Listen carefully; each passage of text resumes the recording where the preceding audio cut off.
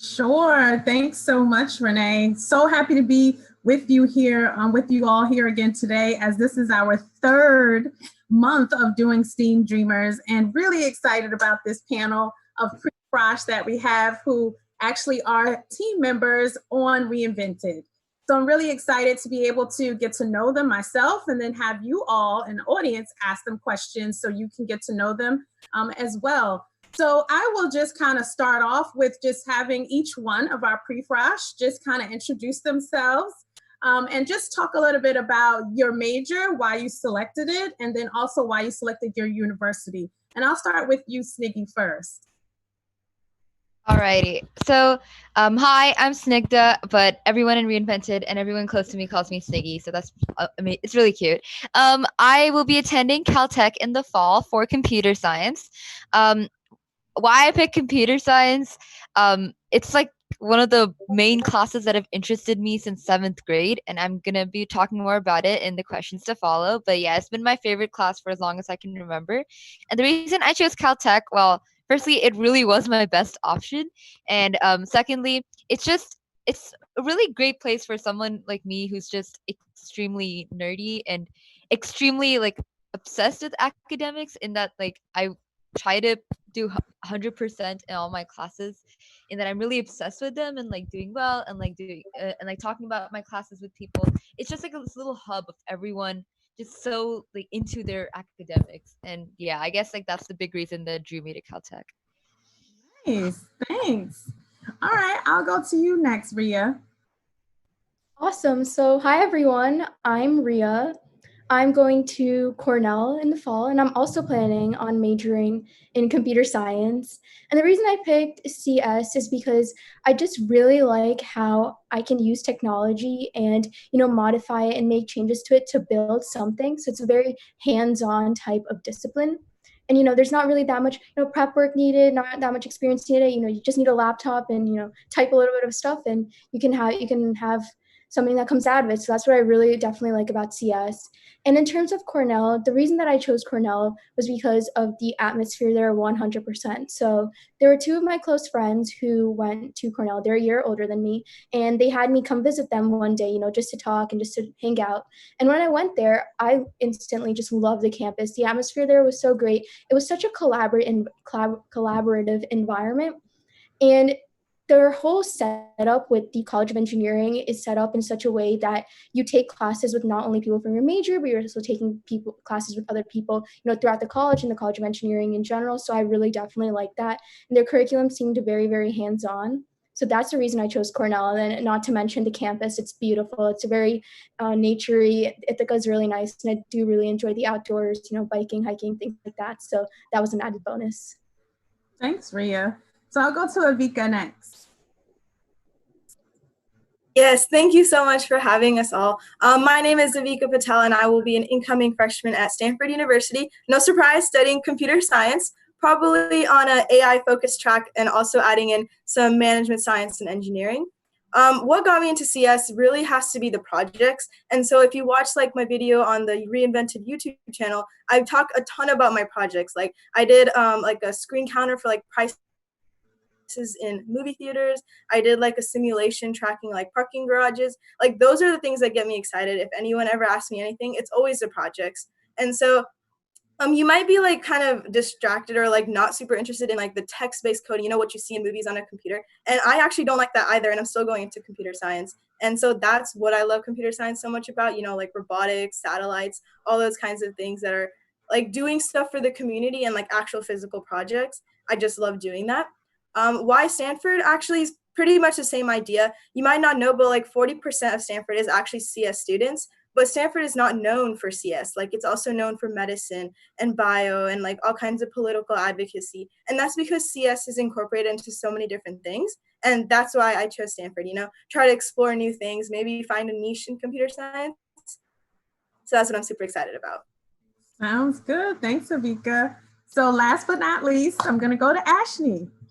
So hi, I'm Ashni. I'm the only non-CS major apparently in our entire crowd. I'm going into industrial engineering, which I chose because I've been on like way too many robotics teams to count in high school and in middle school, and I've pretty much loved it all my life. And I just, when on my teams, they were really good about showing us all the career options we have. And I saw industrial engineering and I was like, oh my gosh, that sounds like just like me.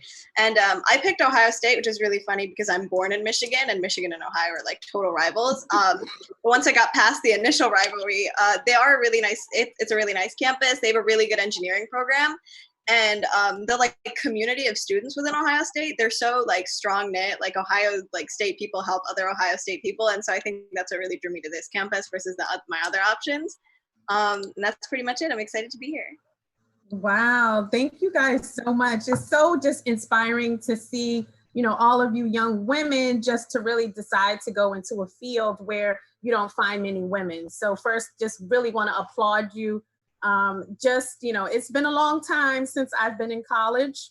So just know that this will be the best time of your life. So really enjoy it. And so with that, I want to just jump right in. I'm going to go to questions that we have from our audience, and I'm going to go to Divya, who's going to come and ask our first question.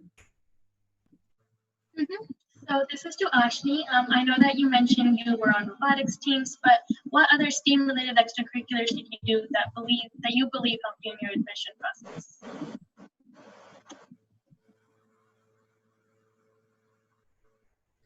Ashni, I think you're on mute. Oh my gosh, you're right. I'm so sorry. So I think robotics was my biggest one.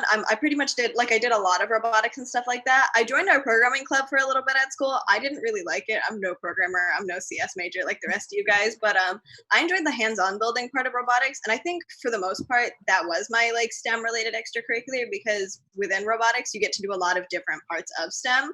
Like you can do the hardware or you can learn a little bit of the software. And so I think for me, I was on 3 different teams in high school. And so that was like all the STEAM experience I really needed. Cool. Did anyone else have any other experiences being in robotics that just wanted to add to that? All right, Sandra, do you have another question from our audience? We don't have a question from the audience. We do have a prepared question. This one's to Avika. What would you tell someone who's starting the college admissions process? Okay, what I would say is don't make it your life. Basically, like I know a lot of advice, goes around like start early, start in the summer. And like that's completely true. Like definitely start early, like prepare, start thinking about it. But don't make your summer like completely college applications. There's so much more to it. Like the reason college applications are like so extensive, they ask so much about you because it's kind of like a reflection if you think about it. You've done 12 years of a lot of work. And so like, especially in the college application process, like think about what you've done, feel proud of yourself, especially, and then put that on paper. It'll be so much easier. For people who are just getting into high school, just getting started, don't know what you want, even maybe sometimes, try a bunch of stuff. Like when I first got into high school, I joined a ton of clubs and they were like not even related. And, as you go throughout the year, you realize what you like and what you don't like. So I did Red Cross for like my first 2 years. And I went and like helped out with their programs. I did like blood donation drives and all that kind of stuff. And then after 2 years, I was like, maybe this isn't where I want to go. So right after that, maybe I like helped them, but in the tech aspect. So I made the website for them. And so, join a bunch of clubs, see what you like, and then you'll feel like when you actually connect and click with something, and then like for sure that's where you're going. Sounds good. So I know that you all, just in the midst of getting ready for college, this has definitely been an experience in terms of the year that you all have been having, ending your senior year, and even as you enter into your freshman year. So Sniggy, can you just talk a little bit about maybe like some experiences that you have had, by leaving being a senior as you come in to be an incoming freshman, during this pandemic? Yeah, for sure. I think what's really interesting that it's been so long since I've been in a classroom that I've like subconsciously at some level, I don't even remember what it feels like to be in a classroom. Online learning and being in e-classes has become so normal at this point. And what's really interesting, at least for me, my high school went on pass-fail in second semester. At Caltech, your first 2 terms as a freshman are pass-fail. So I'm not even going to be on a grade for more than a year. So definitely, it's been a really unique experience. It's been really interesting. It was definitely really sad initially, just realizing that we work so hard as all of our lives up till senior year, and senior year second semester is where you actually have like you get to have fun in high school, and no one can say no to it. And that's probably what was saddest about it, that not being able to spend last couple of months with your friends. But at the same time, none of my friends are going anywhere. Like we're all staying here because it's all online.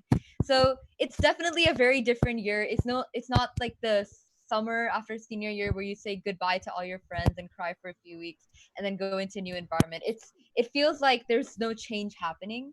Like I don't feel like I'm actually going to a different school. Like yes, I'm changing my school name. I'm starting new classes. I'm meeting new people, but it still doesn't feel like my life has really shifted from high school. It doesn't feel like I'm actually a college freshman. Like yes, by name I'm a rising college freshman, but to some point it doesn't even feel like I graduated. So it's definitely a very different year. And I don't know how long it'll take for that feeling to come about, maybe until I'm actually on campus. But yeah, it's just been a unique experience, and what's really interesting is that no one else can relate to it. So normally in this year we talked to people before us, said, hey, how was moving in, how was your first term? But no one can really answer those questions anymore, because for us it's a completely different experience. So we're kind of formulating our own paths, and it's really interesting that all my friends and I were going to different schools, but we still help each other out because we're still going through the same thing even though we're going to different schools. So yeah, it's definitely a very, very different year. Yeah, you all are definitely in a class all by yourself. So I'm actually going to ask Ria the same question before we go on to the next question. Oh What yeah, sure. experience has been like for you during the pandemic? Yeah, so I think the pandemic has definitely brought about a lot of reflection. So staying at home has, there's a lot of, I guess, times that where you're alone as opposed to around people. So usually when the school year is going on, or even in the summer, there's travel time when you're going to school, you're hanging out with your friends, and you can't really do that as much.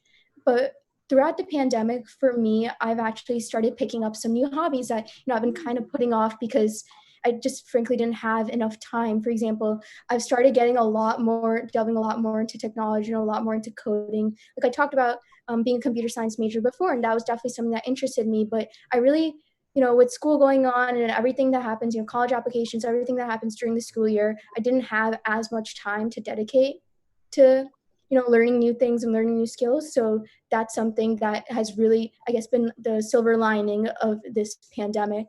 And I think that another really important thing is that I'm learning how to communicate effectively with other people via, mediums, I guess, that aren't face to face. Because as we go to college and as we move on with our lives, we're not always going to be face to face with our friends from high school or teachers from high school or people from our communities. So I think that having this sort of isolated situation has brought about a positive in that I've learned how to, keep in touch with people and not, lose contact with all the friends and all of the people that I've normally been seeing on a daily basis. Right, thank you for that. You definitely hit on a point in terms of having more time. So I've also been able to explore things that I would have never really had the time to do. So that's great to know. I'm gonna go to Divya, who has a question from our audience. So this question is for Ashley, and that is, do you have any tips for the essay application process?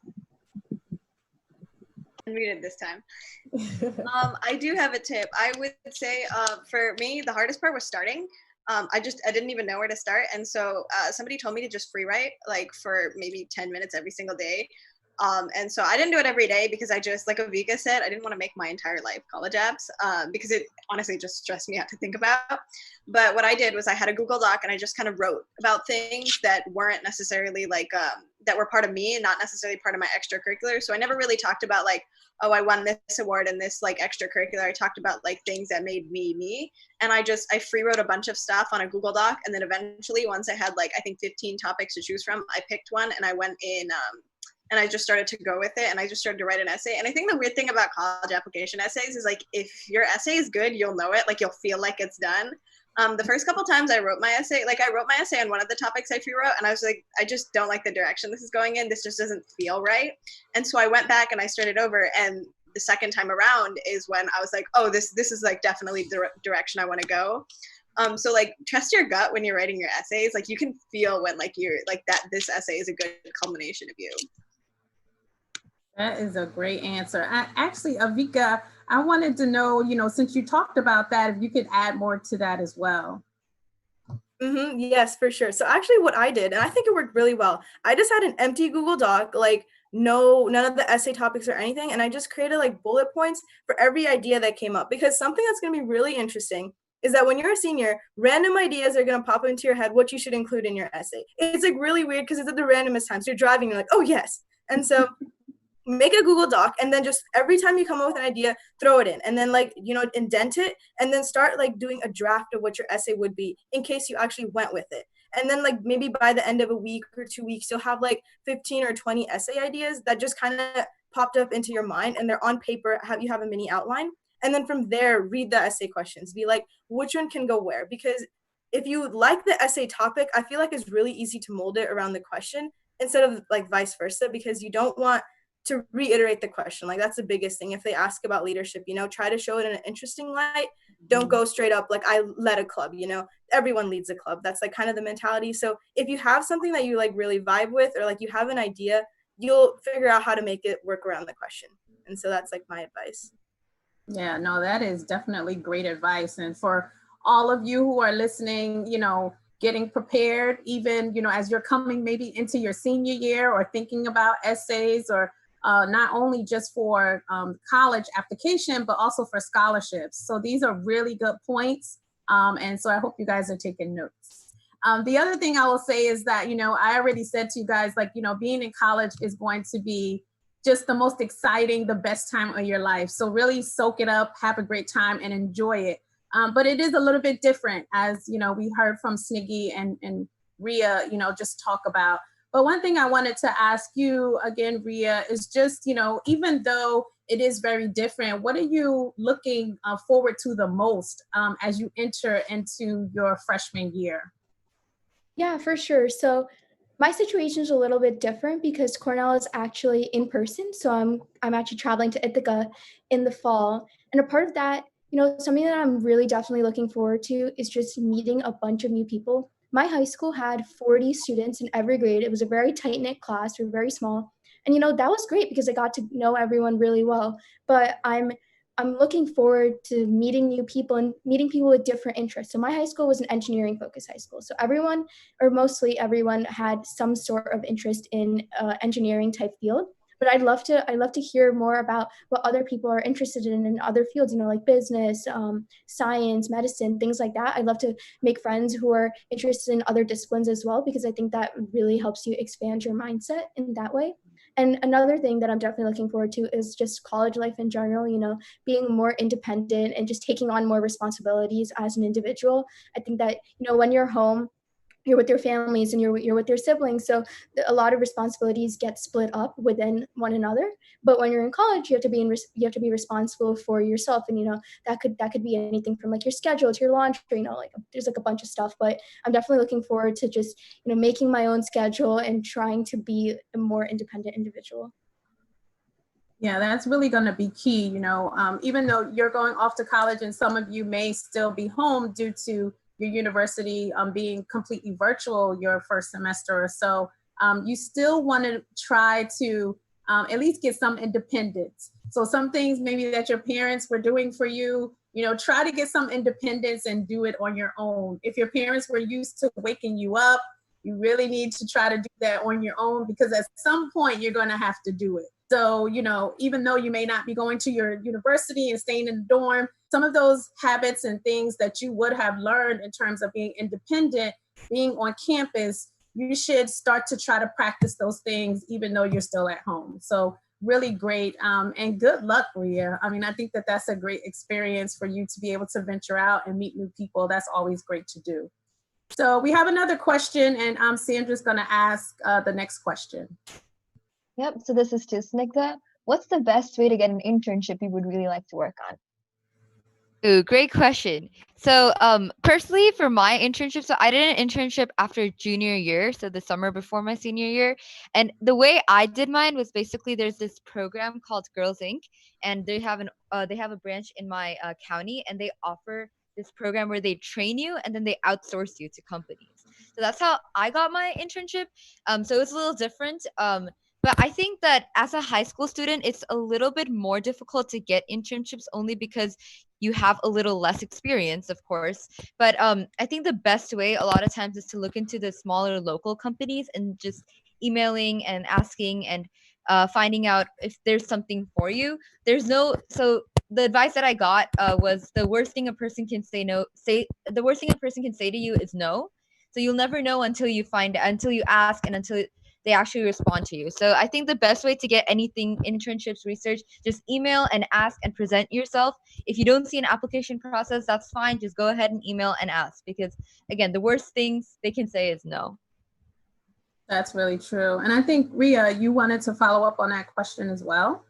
Oh yeah, sure. So I'd just like to echo the same sentiment that Sniggy just said. You know, oftentimes for high schoolers, there aren't set programs out there. There are some, but definitely not as plentiful as the ones that are designated for college students. So what you really want to do is utilize the connections that you have. And for me, what worked is I did an internship the summer after my junior year, and then I'm doing another one this year. And both of those opportunities I found through LinkedIn and my connections. So to all the high schoolers out there, even if you're just a freshman or you're a sophomore, you don't have that much experience, you should totally just make a LinkedIn profile and put whatever you have on there. You know, you can obviously just start off with your education, your interests, things like that, even if you don't have any formal programs yet.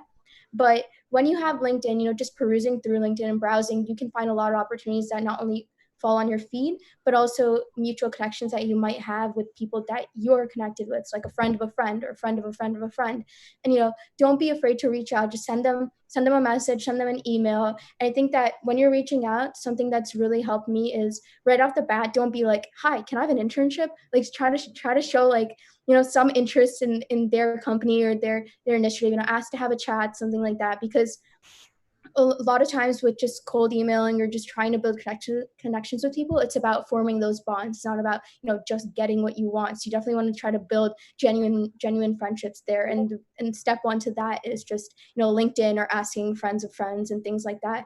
And even if you are a little bit shy, I know definitely I was a little bit shy in the beginning. Like don't worry. As Niggy said, the worst thing that can happen is that they say no or they don't respond. And if that happens, then it's totally fine. There's different companies and there's other connections that you can look into in the future.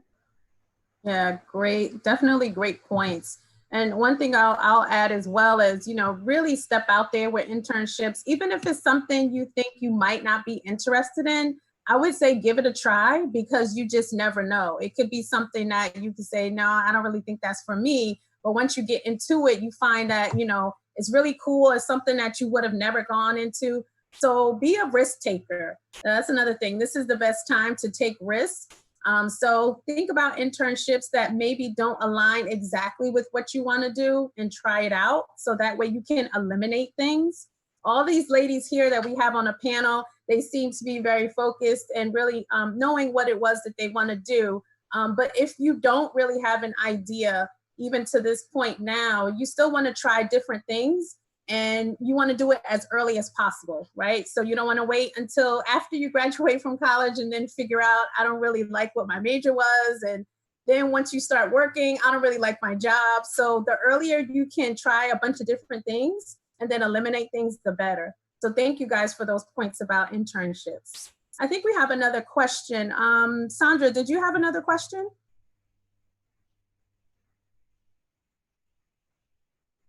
Sorry. How would you balance your work and academics with fun and recreation? To Ashni this time. That's a good question. I had to learn to say no to things because I always try to take advantage of every opportunity that comes my way. But I had to start learning to say no because I was like, at some point I'm in too many things and I can't commit 100% of my energy and my effort into everything I'm doing if I'm doing too many things. And so I did a bunch of activities my junior year, probably way more than I should have, because I just wanted to try everything. My dad gave me a good piece of advice when I was younger, which is, trying classes to learn things is really scary because you're getting graded on things and you're not even sure if you'll like it. But doing extracurriculars is the easiest way. You can fail freely. And if you don't like it, you just say, you know what, this is not for me. And maybe you finish out your participation for the school year, but you're not being graded. There's no weight attached to it. And so I took that mentality to heart and I did way too many things. And during my senior year, I had to reevaluate and go, what is really important to me? What do I think I'm learning from? And what am I actually genuinely enjoying?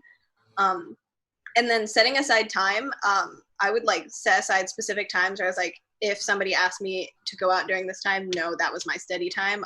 Because otherwise, so everybody knew, Friday evenings from 5 p.m. to whatever p.m., Ashi won't come out with us because that's her study time. And so like having a schedule really works for me. Some people like having their time on schedule, but for me, following a routine and like having a schedule is really helpful.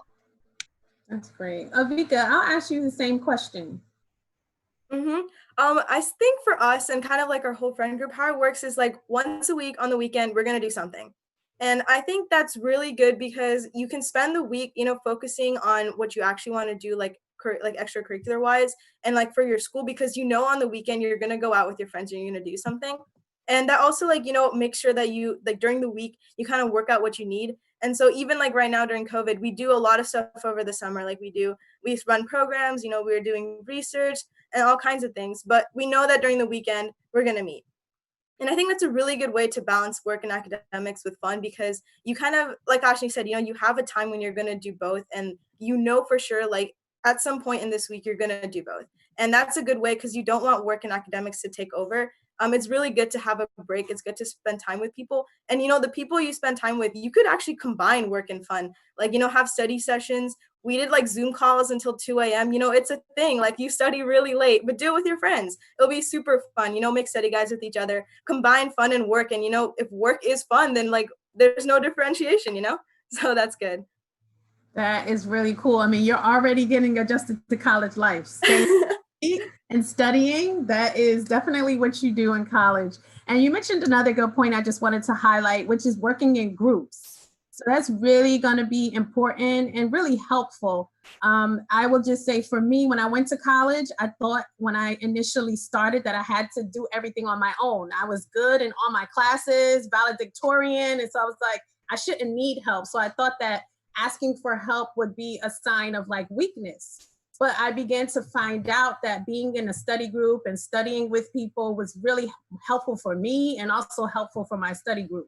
So that's something that, I think you all should definitely take away and really continue to do since that's what you've been doing, because that's really going to be helpful for you is just to work together. And once you get out and graduate, people continue to still work in teams. And so, the earlier you learn really how to work in a group, the better. So thanks for that. I'm going to go to Divya for the next question. And this is another amazing question from the chat, so thank you so much. This is to Sniggy, and we've talked about LinkedIn a little before, but how do you really leverage LinkedIn the best? Did you say leverage LinkedIn? You started to cut out a little bit. Yes, do you have any tips on how you use LinkedIn and how to really leverage it? I think what really helped me with my LinkedIn personally was I made my resume before I made my LinkedIn. So what I do essentially is I have this big resume doc, which is way too long and I would never send it to anyone, but it has like everything I've done to this date. So every activity, every class or everything I've been involved in since I lived in India for a while, everything since back then. And then when I get different opportunities, I kind of just pull things out from that and then edit it to adjust to that opportunity and send it in.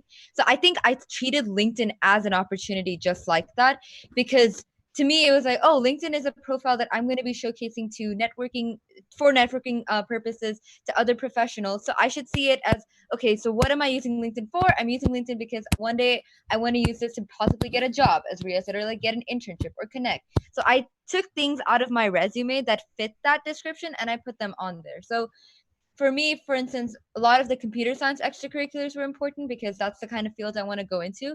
So my LinkedIn is primarily focused on all the CS related things I've done. And then maybe the volunteering experiences because they apply. So my biggest tip for LinkedIn is in terms of making your profile, having your resume done beforehand is just a lot easier in terms of putting that in, because then you know what to pull from rather than just spending hours on LinkedIn like, oh, these people have such amazing profiles and I'm out here with like one thing on my profile. Like I know that LinkedIn imposter syndrome too well. And I realized just having your resume done will help you realize that you're also as accomplished. And these people are probably just putting in the most important things on their resume on LinkedIn. And you should do that too. Thanks, Niggy. I know, Ria, you talked a little bit about already the connections in LinkedIn. Do you have any other tips that you could share as well?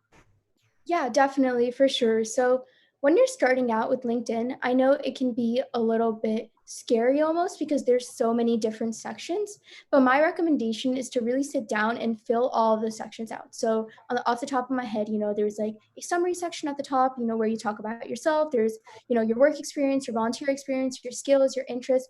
There's a whole bunch of stuff that's on there, but it's really, really important to try to put yourself out there and showcase all the things that you've done. Just like Sniggy said before, she has an entire doc. You might have, I don't know, like a notebook. Personally, I have it all in my mind, like, or try to keep it all in my mind. But, you know, you should really just try to fill out everything. In the beginning, when I was a freshman, I thought that, I was kind of scared that I wouldn't be like good enough, or I was just scared like I hadn't done that much. So I didn't really fill out all of the sections. But as time went on, I realized that from an outside perspective, it didn't look very professional if I only had, just one section filled out with one activity, when in reality I was doing 4. So in my opinion, it might take a little bit of time, may take a couple of hours, but sit down, maybe even sit down with your friends or your parents and ask them like, hey, do you think that I should add anything? Or, hey, what do you think that I should put it over here? Because, they might have a little bit more experience than you do if you're just starting out. And then another thing is update your LinkedIn regularly. This is something personally that I've slacked off a little bit on, but as you do more activities and as you get promoted to different roles, go into your LinkedIn profile and update it with the appropriate dates and the appropriate descriptions, because that really shows the progression that you have in the roles and the activities that you are doing. And when you have those specific dates along with the detailed descriptions, that's also something that's really important. Descriptions of what you did in that role. That's something that portrays you very professionally and very well to other people, possibly recruiters, possibly people who you want to ask for opportunities, internships, speaking engagements in the future. So those are definitely some LinkedIn tips. And just one more thing that I want to add on really quickly is you don't want to have just a static profile. Really engage with other people in the community. There are so many great accounts on LinkedIn that post regularly, comment on them, professionally, of course. It's not like Instagram or Twitter, something like that, but make professional comments on there, or reach out to people who you think are interesting, you just want to learn a little bit more about. So things like that you definitely want to keep in mind, because I think that for a lot of high schoolers, LinkedIn is a very underutilized resource, and there's so much great stuff on there that you can take advantage of. Yeah, those are really good points. And just to reiterate again, if there are students who are watching, you can create a LinkedIn profile. So don't think, as Sniggy mentioned, I'm in high school, so what do I have to put there? And for those who don't have a LinkedIn, even if you're not in high school and you don't have one, I would highly recommend getting a LinkedIn profile. Not even only just if you're looking for a job, but it's a great way to network as well. Ria also mentioned, reaching out to people. One tip that I'll share is that when you're reaching out to someone, don't just kind of reach out to try to make a connection. Just maybe put something from their page that you liked, or if there's something that you saw you wanted to make a comment on. I would also say put a little note when you ask to make the connection, because that really makes people feel like, you're more connected to them than just like you're just reaching out to just add another person to your contact list. So try to add a little note when you make a contact with someone. So I think, Sandra, you had another question? Yep, this is to Avika. How has COVID allowed you to connect with people you wouldn't normally see? Okay, this is an interesting question because, if you think about it, like pre-March, our normal meeting people was pretty much like, eating lunch with them or going out for food. Like we didn't really get very creative if you think about it. Like every week it was the same thing, like let's go get coffee or let's go get Starbucks.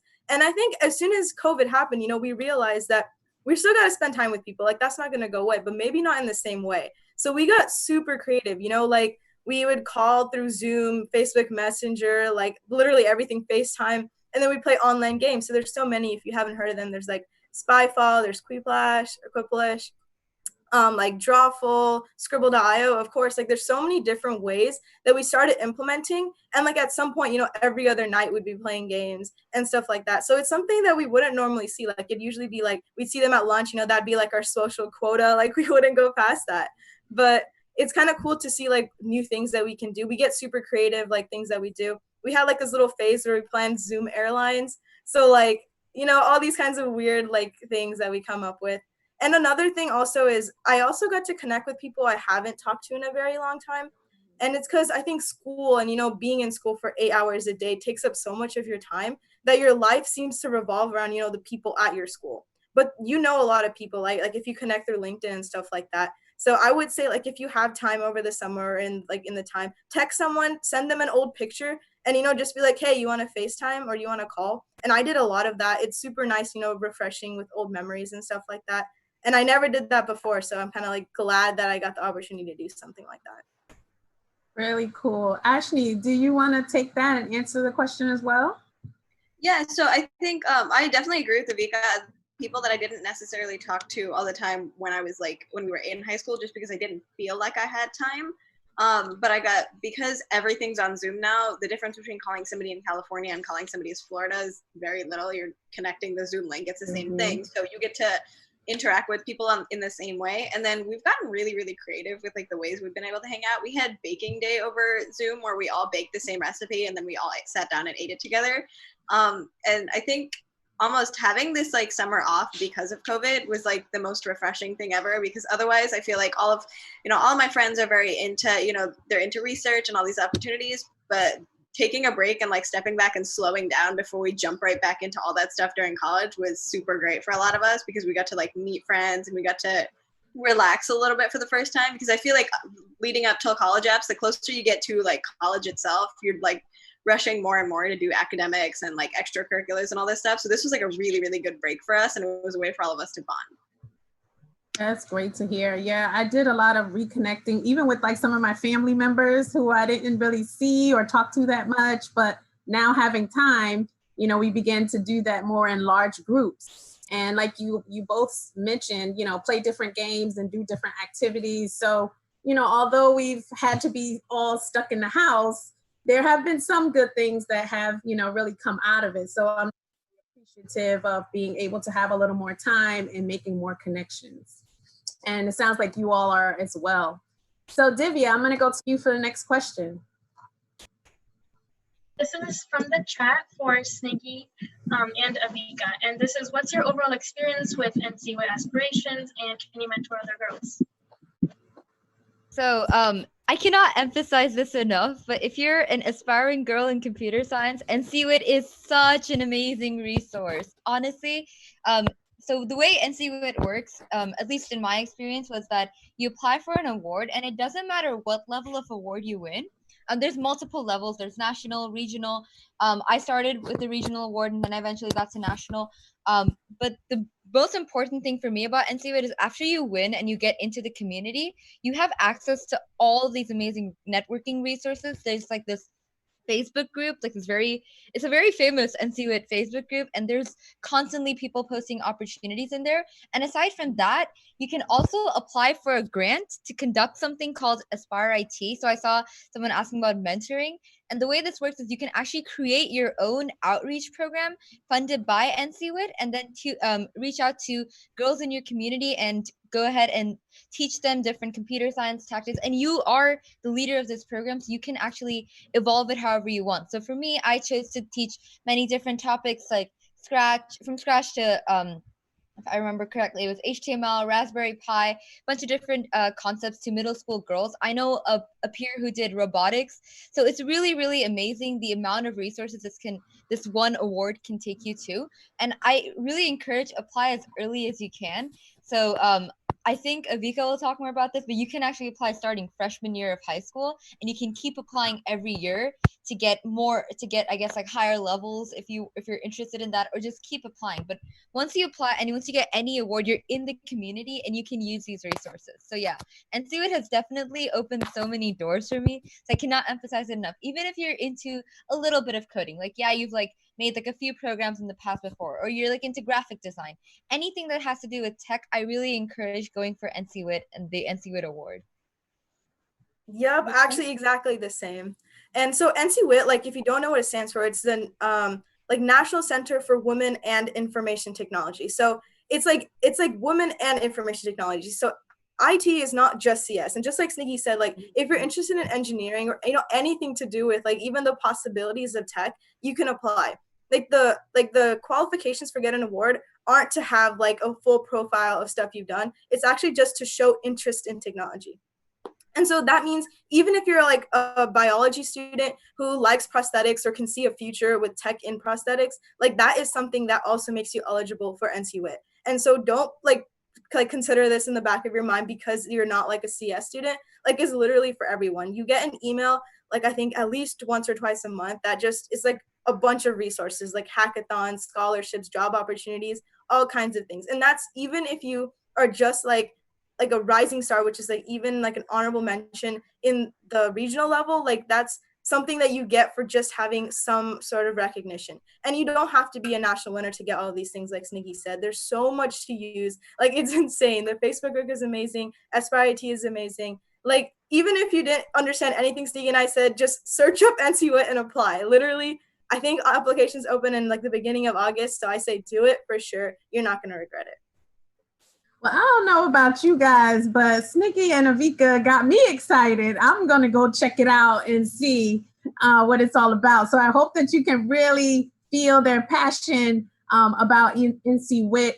And just like NC WIT, there are a bunch of other organizations and things that you all can get involved in. And again, just because you're a student, don't feel like, you can't get involved in organizations. So they don't have to just be the clubs that are at your school. So, you have Google, so you can definitely look up a bunch of different organizations and then figure out how you can become a part of those organizations and how they can help you and how also you can help them.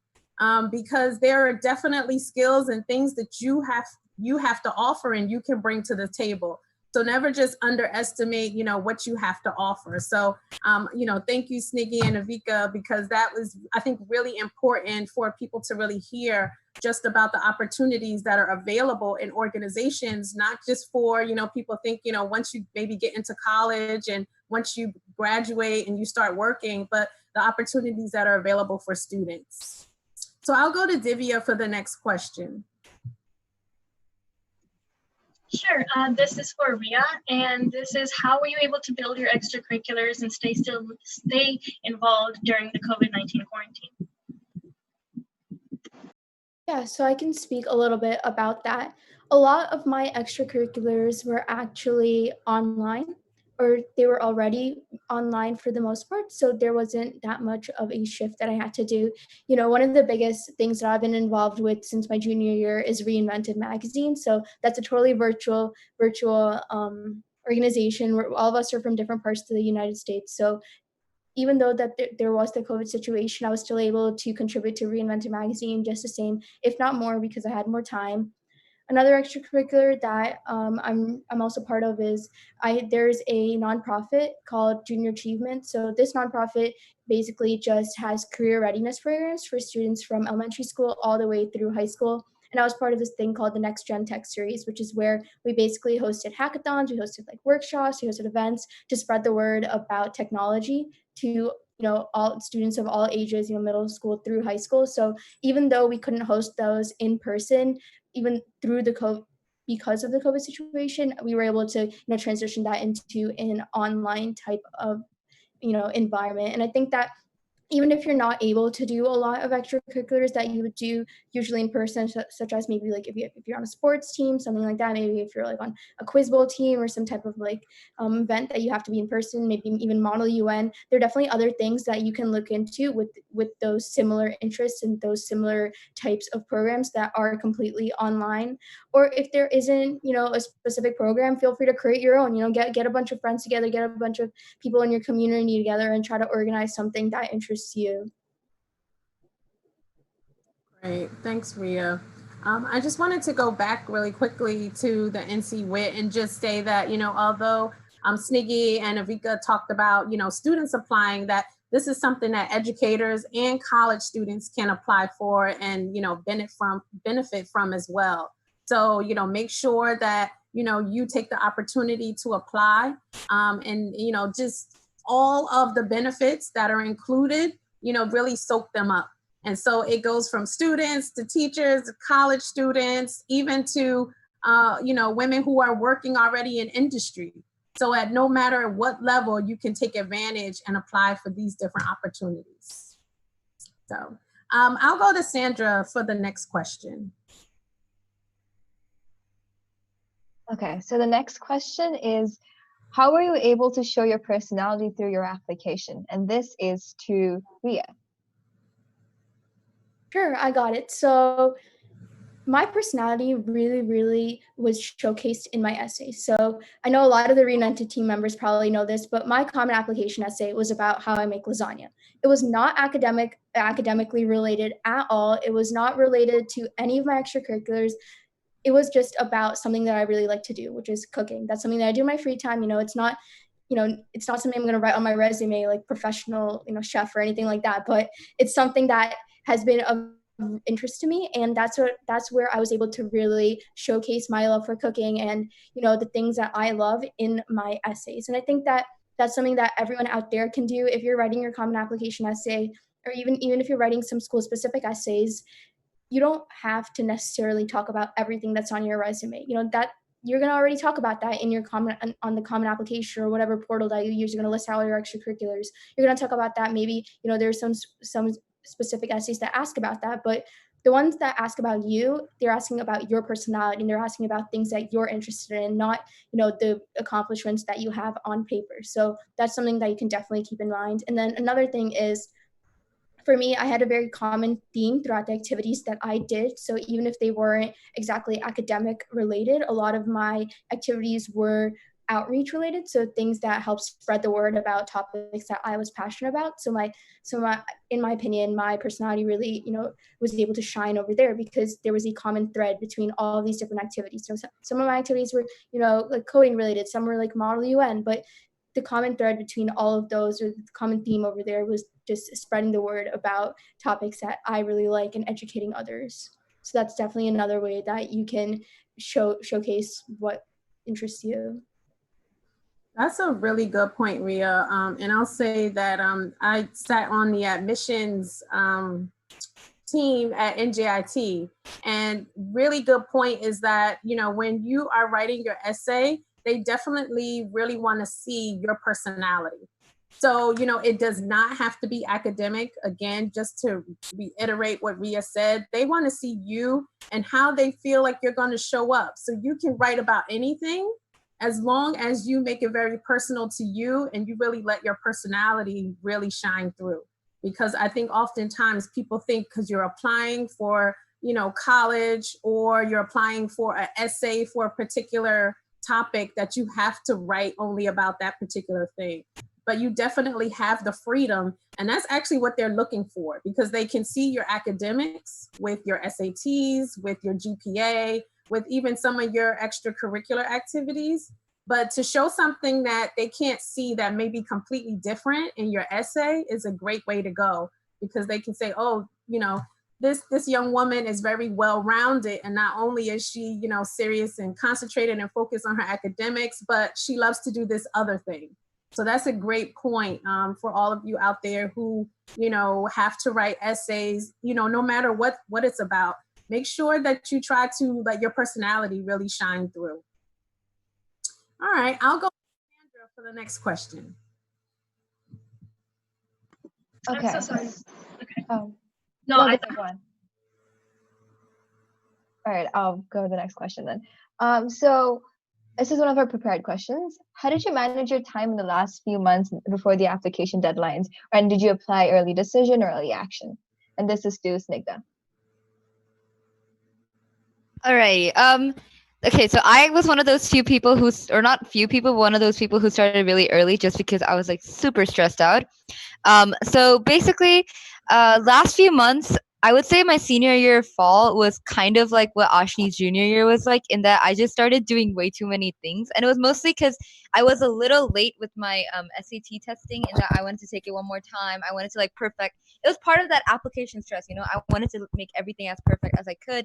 And then I was doing my NC with Aspire IT, which leading a program takes a lot of effort beyond just teaching computer science.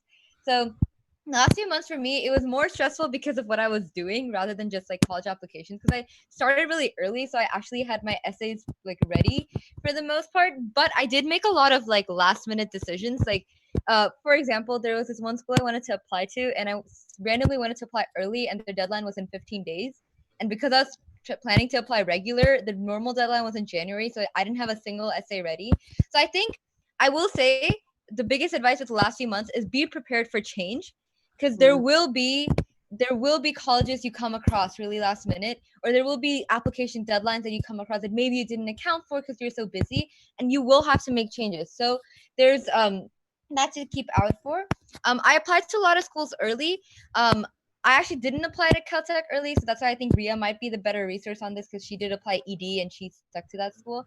So but I will say the benefit of early EA and ED is it's mostly if you know 100% that if you got into that school, you would definitely want to go there. With ED, you don't have a choice. If you got in, you're on this contract that you need to go. But even for early action, a lot of people treat it as, oh, let me apply early to these schools because then I'll have my applications out of the way and I can chill second semester. Or they think, oh, if I apply early, they'll think, oh, I'm really interested in the school. But the harsh truth is a lot of times, sometimes some people need that first semester of senior year to push them a little forward. And if you apply early and if you get rejected, they're not going to see your first semester.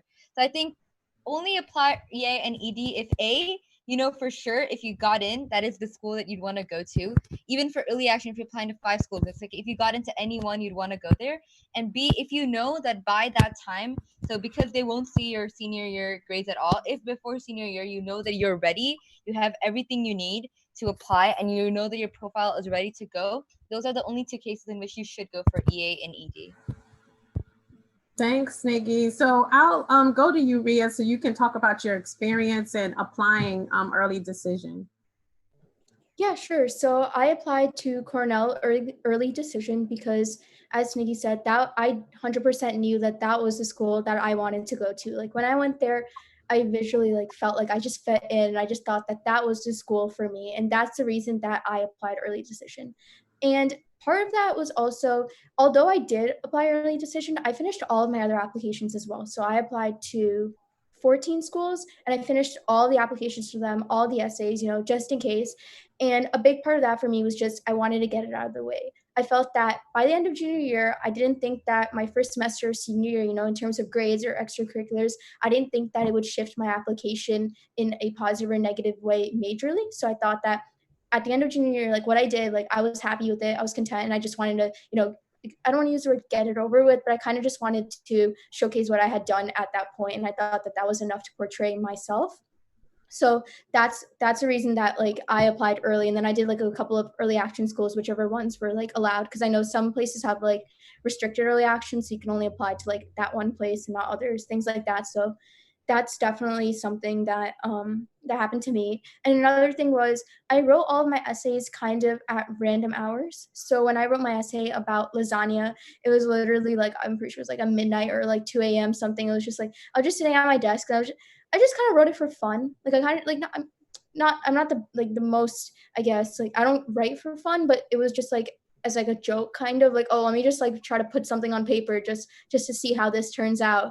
And that kind of happened with a lot of my essays, even my main Cornell essay that one also was kind of just on a whim kind of thing. And then same with all the other schools that I had applied to. And because they were kind of not planned, I also ended up doing those earlier because I wrote them as the ideas came to me. I didn't have a specific date in mind, okay, by November 1st, I have to have something down. It wasn't like that. It was just as things were as the ideas were brewing in my mind, I kind of just, put them down on paper. So what I guess all in all, what I'd say to the viewers out there is, even if you aren't planning on applying early, definitely get all your stuff in early and start thinking about it early. So early can be, the end of June, the beginning of July. And you don't have to be super harsh with yourself and say oh, by September 1st, I'm going to get all this stuff done, because that can get a little bit stressful and you don't want to make college apps your entire life. So definitely start thinking about what you want to do now. And a big part of the college application process too is research. So start at least researching the schools, going through their websites, going through, their essay prompts, and trying to just brainstorm a couple of ideas about what you want to write about. Yeah, no, I think thinking about it early is definitely key, so that you're not kind of pulling things together at the last minute or, just in the nick of time. And one suggestion I would give, and I think someone mentioned this already as well, is, by just writing something down. I think it was Avika, when the idea comes to you, writing it down, And another good way to ensure that is maybe, if anyone does journaling. So I journal. So there may be something that you're going through and you want to write it down and journal it. You can go back to that when you're thinking about essays or things that you want to really convey. Because it may be, that you're feeling it in that moment. And so it's easier for you to express and pour that out right then and there, rather than when you're writing your essay to think about how was I feeling 6 months ago when, COVID hit. So, for people who are going through the situation, you may want to journal right now how this is making you feel and how it has impacted you, even if you're not graduating, right this minute. It could be something that, you could take and just think about as you look at what your college essay will be, or even essays for scholarships. So I would definitely implore you to think about those things early. All right, so I'll go to Divya for the next question.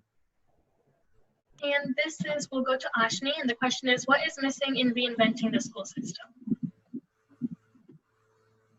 For me, the school system is really, really mean to sick kids. I was sick all throughout high school. I think I missed up to an entire semester's worth of school days by the time I had graduated high school, which is a lot.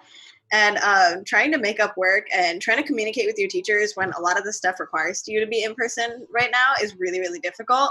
The second we switched to online schooling, I found classes so much easier because the teachers were catering to people who couldn't be in person.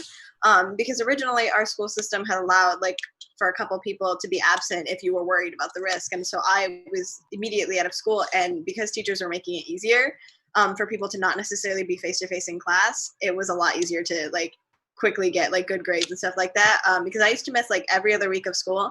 And so trying to come back with makeup work, it just keeps piling up on you. I think the school system needs to do a better job of catering to people that aren't necessarily in school for 8 hours a day, every single day.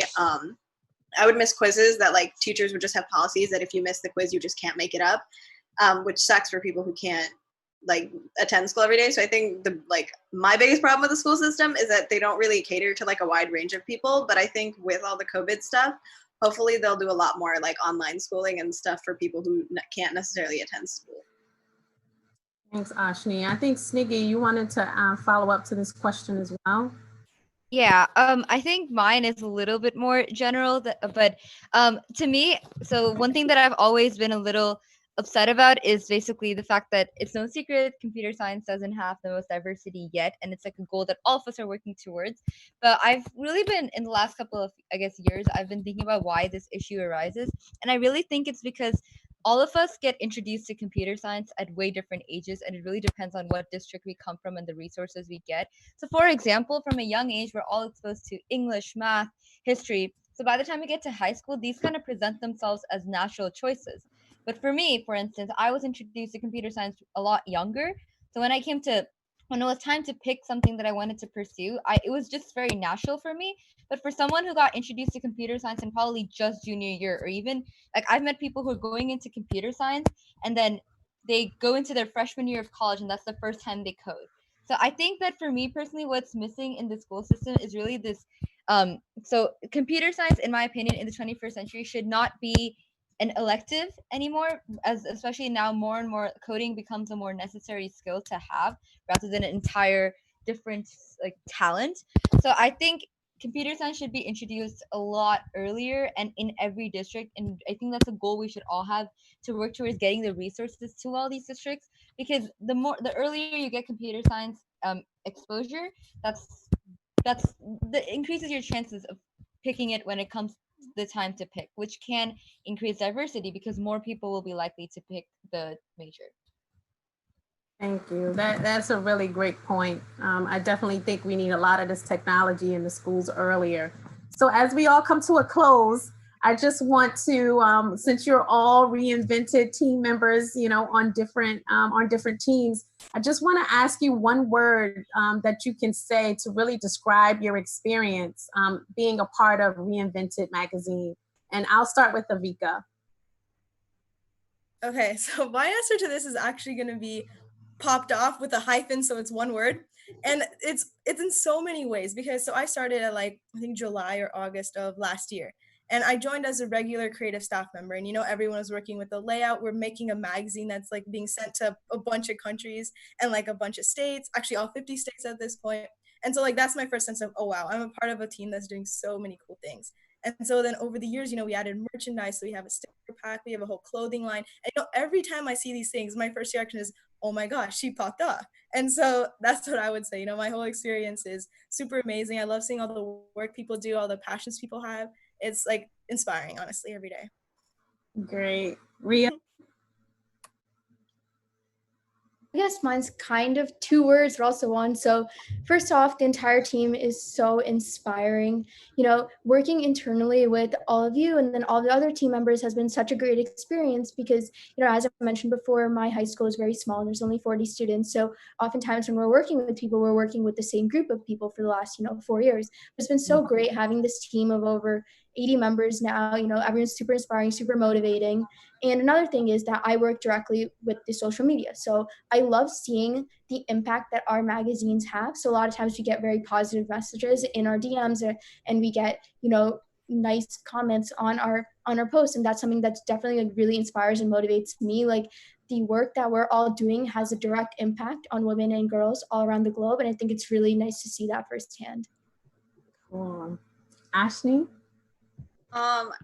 I think mine would probably be motivating because when I joined this team, like I wasn't really like super sure. I never really worked with a nonprofit before. And then I joined this one and I was like, oh my gosh, this is so cool. Like I love everybody here already. Like everybody was so nice. Like my first day I'm on the marketing team with Ria and I was designing a social media graphic and it went through like 20 iterations and everybody was popping in with suggestions and the person who was editing it was like DM me after and she's like, I'm so sorry I had so many edits. And I was like, oh my gosh, no, that's so like, it makes me want to do better, like not better, but it makes me want to work just as hard as everybody else on the team because everybody else is working really hard to make this magazine as big of a success as it can be. And so I think like that motivates everybody else on the team. Like when Ria's the CMO and like, so I work directly under her and like seeing all the awesome work she's doing makes everybody else in our department want to be just as cool as Ria.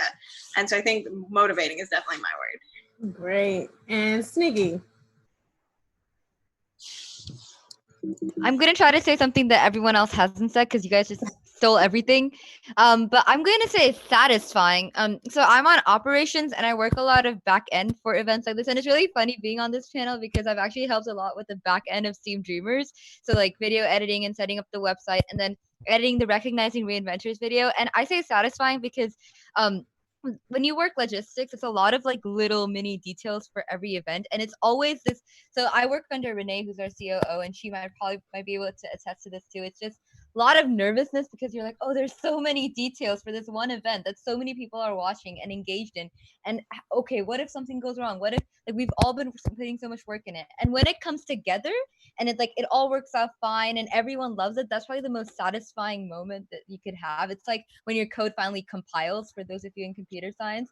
It's beautiful. It's an amazing feeling. So yeah, that's what I'd say. Reinvented is really satisfying because we all do so much amazing work that it usually always comes together, and it's just great to see our hard work bring so much for our audience.